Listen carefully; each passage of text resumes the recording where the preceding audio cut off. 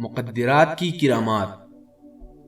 دوستو، ہمارے دادا کے ایک چھوٹے بھائی صرف 22 سال کی عمر میں 2 بار رنوے ہو چکے تھے، ساتھ ہی 2 بچے کے باپ بھی تھے، مگر پھر ان کی تیسری شادی کبھی نہیں ہو سکی۔ حالانکہ وہ پڑھے لکھے تھے اور سرکاری ملازم بھی، مگر اس کے باوجود ان کی کہیں بات نہیں بن سکی۔ کم از کم کوئی بیوہ مطلقہ یا عمر رسیدہ ہی انہیں مل جاتی، مگر ایسا تک نہیں ہو سکا۔ شاید ان کے نصیب میں تیسری بیوی تھی ہی نہیں۔ دادا کے ایک کزن اپنے ماں باپ کی اکلوتی اولاد نرینہ تھے اور ان کی شادی کے 22 سال بعد پیدا ہوئے تھے۔ ان سے بڑی کئی بہنیں تھیں، کچھ شادی شدہ اور بال بچے دار بھی تھے۔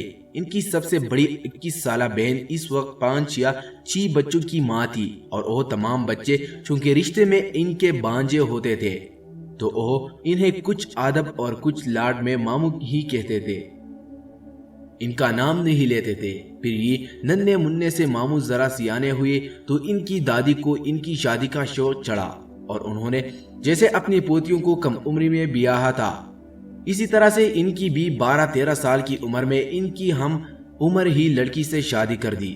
دونوں میں بچپنا تھا، آپس میں بنی نہیں، چند ماہ بعد ہی طلاق ہو گئی۔ دادی نے پکڑ کر جٹ ان کا دوسرا بیاہ رچا دیا، یہاں بھی چند ماہ بعد طلاق ہو گئی۔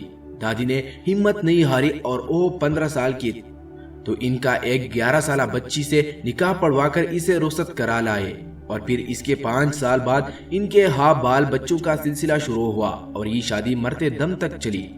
اپنے خاندان کے بزرگوں سے ہم نے اس طرح کے قصے سنے تو حیرت بھی ہوئی اور افسوس بھی۔ بظاہر شریعت کی پیروی کے نام پر شادی جیسی اتنی حساس ذمہ داری کو کچھ لوگوں نے کیسے گڑیا گڈے کا کھیل بنا رکھا ہے۔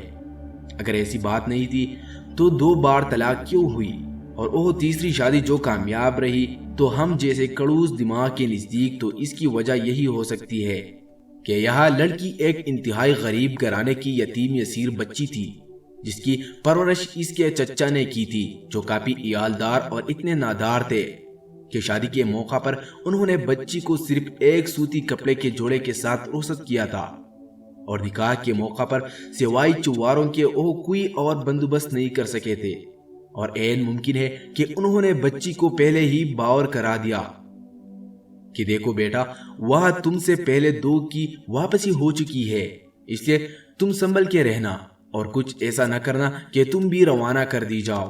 شوہر اور سسرال والوں کی خدمت اور تابعداری میں کبھی کوئی کمی نہ کرنا۔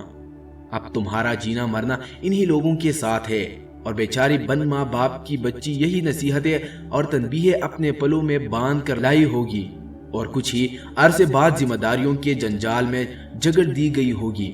وہ بچی بیچاری تو ایسی خوف کو ساتھ لے جیتی مرتی ہوگی کہ 2 کو اس سے پہلے چلتا گیا جا چکا ہے۔